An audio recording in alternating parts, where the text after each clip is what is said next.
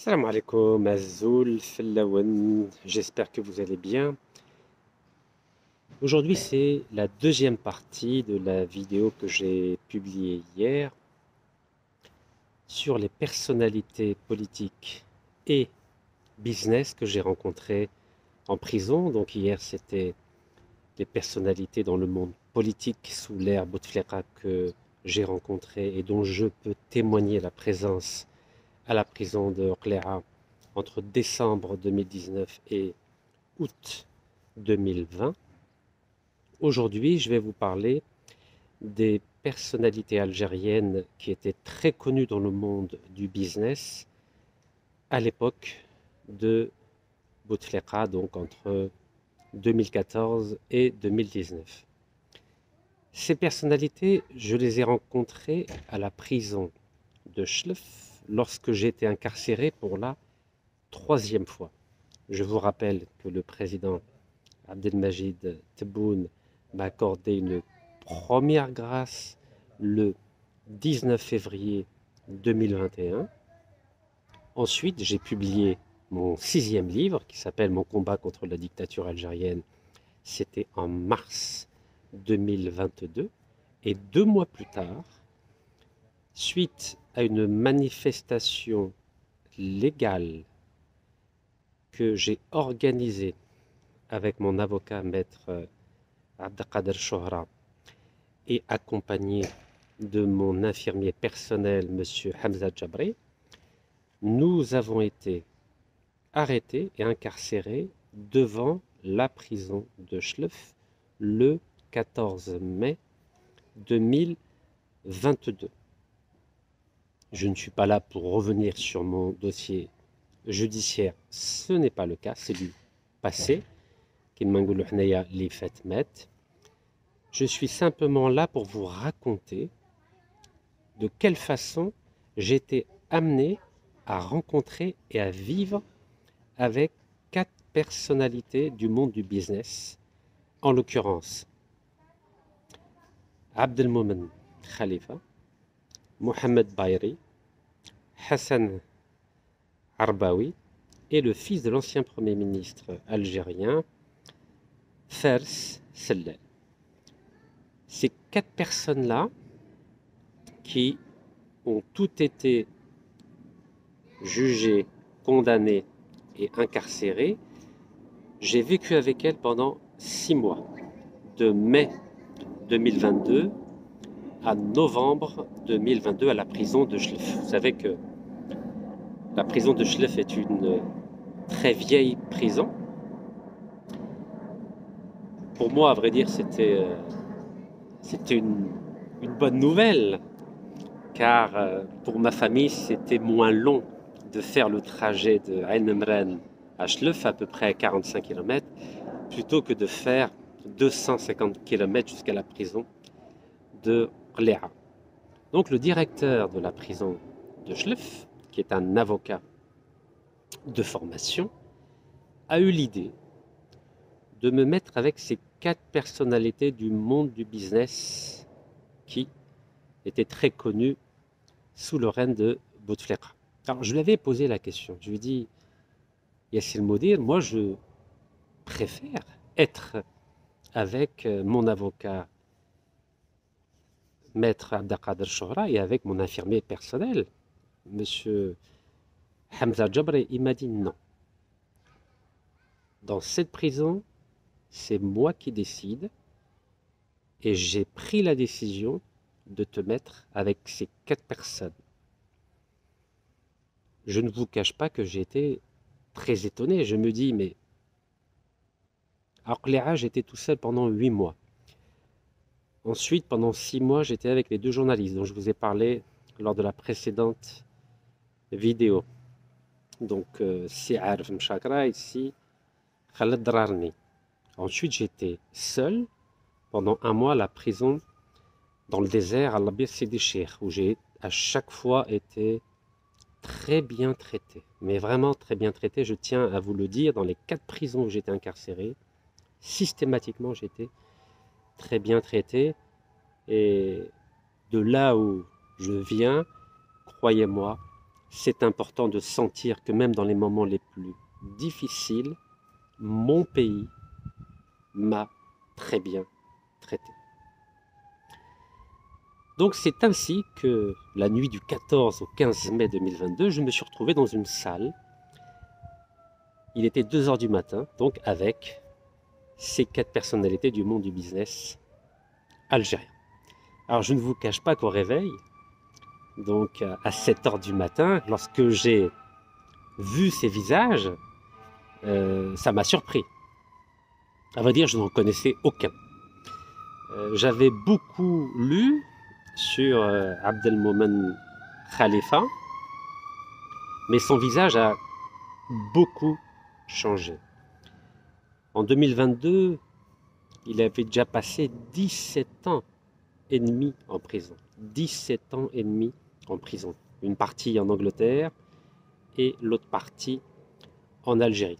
Alors encore une fois, je ne suis pas là pour vous parler de ce qu'on a reproché à ces personnalités du business. Je suis là simplement pour témoigner que ces personnes-là étaient bien dans une prison algérienne. C'est le but de ma vidéo. Mais cela ne m'interdit pas de vous raconter comment ça s'est passé, car j'ai vécu 6 mois, 24 heures sur 24 avec ces 4 personnalités du monde du business.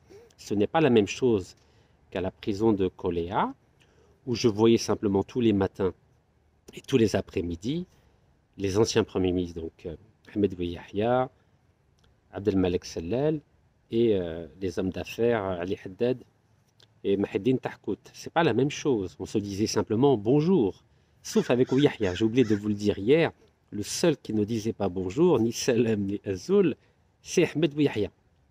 Donc je tiens à apporter cette petite précision car ça m'a choqué. Je me suis dit, bizarre, avec l'ancien Premier ministre Abdelmalek Sellal, c'est un échange cordial, à distance, hein, il y a 20 mètres entre nos deux courettes.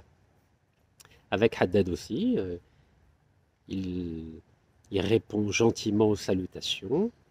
Idem avec Tahkout, idem avec Tleiba, etc., etc. Le seul qui ne m'a jamais dit salam ou l'azoul, c'est Ahmed Bouyahia. Je pense qu'il peut-être, dans un petit coin de sa tête, il a dû regretter la modification de la Constitution en février 2016, où il a tout fait avec les articles 51 et 73 pour que je ne sois plus en mesure d'être candidat aux élections présidentielles algériennes. Mais vous savez, quand on a la foi, on dit souvent que la roue elle tourne et il ne s'attendait pas à ce qu'on se retrouve dans la même prison 3 ans et demi après. هذا هو المكتوب اللي أمن ربي كاع ما نخلعش.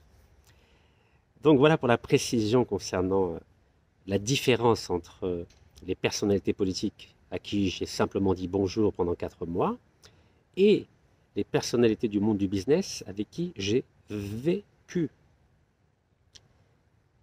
Alors, ça va peut-être en choquer plus d'un. Vous savez que j'ai combattu la corruption. 157 manifestations contre la corruption organisées à la fois en Algérie et en Europe entre 2014 et 2019. Et vous savez, quand vous rencontrez, quand vous vivez matin, midi et soir et nuit dans la même pièce qui fait 25 mètres carrés, on était 5 dans 25 mètres carrés. Là, vous oubliez tout. Vous oubliez la corruption. Vous oubliez qu'il faisait partie de la nomenclatura de l'ancien régime Bouteflika.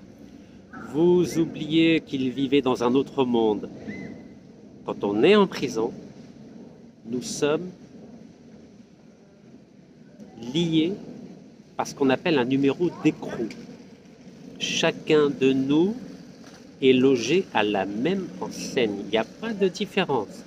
Riche, pauvre, intelligent, pas intelligent, Ouled Douar, Ouled El Medina, etc., etc. Il n'y a aucune différence. On mange la même soupe, le même café le matin, c'est un mélange d'eau et de dans une grande bassine, des pâtes l'après-midi, l'adès, le loubia. Donc il n'y a pas de différence. Une fois par semaine, on mange une petite cuisse de poulet, srera, et de temps en temps, le fameux yaourt de Si Ahmed ou Yahya. Bref, on était pareil. Donc, je ne vais pas vous parler de ce qu'on reproche à ces personnalités. Je vais simplement vous parler de la dimension humaine. Et encore une fois, dites-vous que les autorités algériennes ne font jamais n'importe quoi. Si après ils m'ont mis avec des anciens ministres et premiers ministres pour que je les voie tous les jours, c'est pour que je puisse témoigner qu'ils étaient en prison. Et si on m'a mis avec des hommes d'affaires à la prison de Schleff, c'est pour que je témoigne aussi que non seulement je les ai vus en prison, mais que j'ai vécu avec eux. Alors je vais sûrement en choquer plus d'un. Notamment si je vous parle que l'ancien Premier ministre Abdelmalek Sellel, vous avez vu toutes les manifestations que j'ai organisées sur les Champs-Élysées devant l'appartement de sa fille. Donc je lui ai pourri ses nuits pour parler de façon très familière. Et pourtant, je n'ai senti aucune animosité de la part de son fils. Donc Fares Sellel, qui, je le rappelle à ceux qui ne le savent pas, a été brûlé très très grièvement lorsqu'il avait 3 ans. Donc il a la peau complètement brûlée. Et tous les jours, donc il se soigne et c'est un vrai calvaire. Donc ça c'est au niveau personnel encore une fois. Je ne vous parle pas d'affaires judiciaires. Avec Fares Sellel, on s'est très bien entendu. Il est archi propre, très humble. Ça, c'est je vous parle de la prison, attention, hein. Je ne vous parle pas d'autre chose. Je ne le connais pas en dehors de la prison. Donc vous imaginez, j'ai attaqué son père pendant 5 ans, mais en prison, aucune animosité.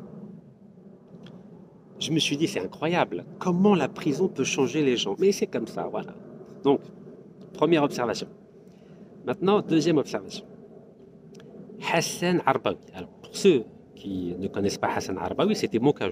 Je n'ai jamais entendu parler de lui, mais j'ai appris que c'était un homme d'affaires très important en Algérie. Notamment, c'était le PDG des usines Kia. Donc, il faut savoir que Hassan Arbaoui a mis en place une usine à Batna pour que l'Algérie puisse produire ses propres voitures grâce à un partenariat très très fort avec la maison mère Kia, donc en Corée du Sud.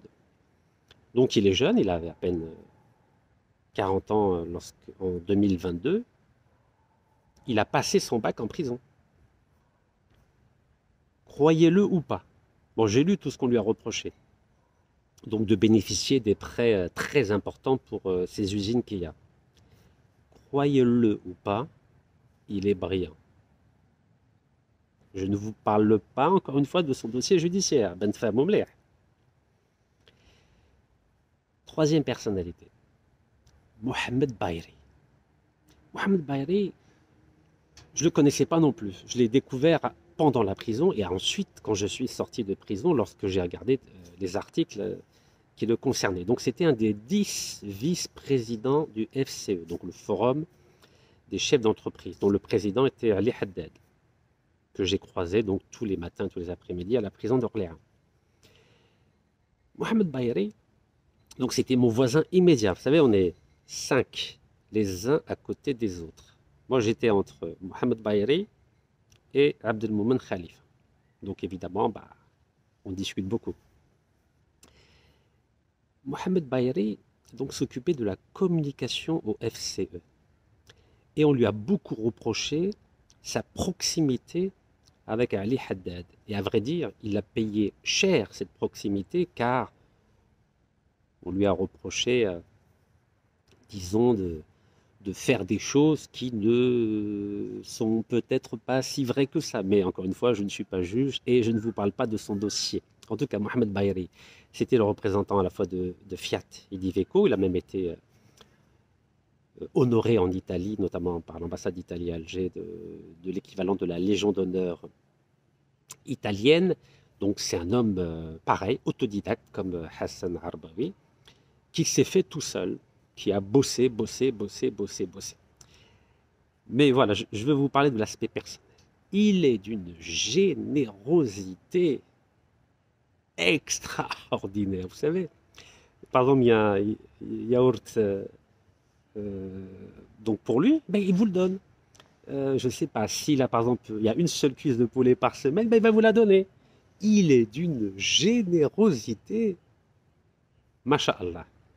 Encore une fois, je vous parle de la dimension humaine, hein, humaine. Et à chaque fois, par exemple, qu'il reçoit un couffin de sa famille tous les 14 jours, et il donne à tout le monde, tout ce qu'il a, il donne. Donc voilà, sachez-le. Quatrième personnalité, donc Abd el-Moumen Khalifa. Abd el-Moumen Khalifa, vous avez lu ce qu'il a fait, donc Khalifa Airways, Khalifa TV, dans la pharmacie, bon bref, il a monté un empire, l'équivalent de Rabrab, il y a déjà 20 ans.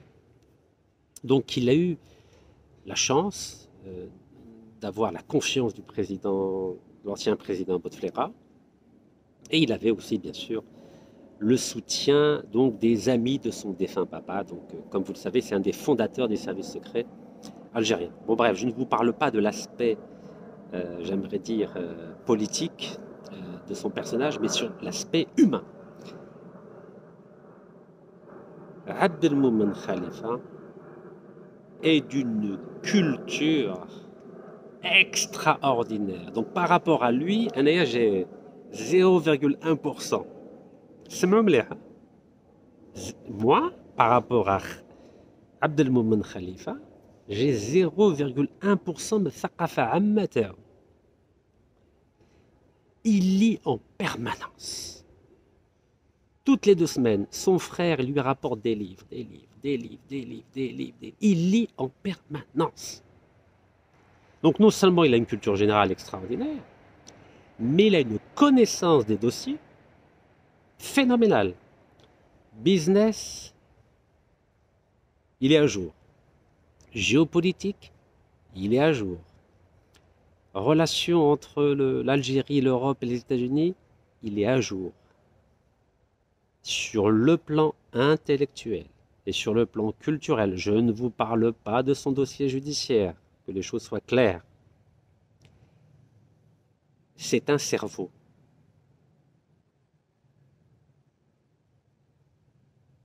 Et vous vous rendez compte, hein, c'est Rachid Nekaz, l'homme qui a combattu la corruption pendant toutes ces années, qui vous le dit. C'est un cerveau. Est-ce que vous savez pourquoi je vous raconte tout cela? Je vous raconte tout cela car les prochaines vidéos que je vais vous faire vont être liées au début du capitalisme américain au XIXe siècle. Après la guerre de sécession, la fameuse guerre civile américaine entre le Nord, qui était pour la liberté, et le Sud, qui était pour le maintien de l'esclavage dans le Sud des États-Unis. Donc c'était entre 1861 et 1865. Il y a eu 750 000 morts et 2 millions de blessés. C'est m'oumlé, hein? La guerre civile américaine a causé la mort de 750 000 personnes et de 2 millions de personnes. Mais après cette guerre civile, il y a eu l'âge d'or, 1865-1892-95. Et c'est là où il y a eu la période des barons voleurs. C'est là où le capitalisme américain, c'est là où l'économie américaine est devenue la première économie mondiale grâce à des entrepreneurs sans pitié, impitoyables, corrompus, voleurs, sans éthique. Mais c'est grâce à ces entrepreneurs corrompus, sans éthique et sans pitié que les États-Unis d'Amérique sont devenus la première puissance économique mondiale. Je ne vous dis pas si c'est bien ou c'est mal, Je vous dis simplement que les Rockefeller, les Stanford, les Carnegie, les Astor étaient tous des chefs d'entreprise voyous et corrompus.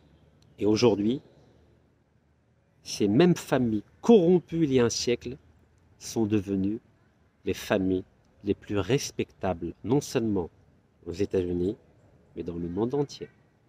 Et je vous expliquerai tous les détails dans une prochaine vidéo. Barakallahu fikum, tahiyat Jazair, Allah yarham al-shuhada, inshallah.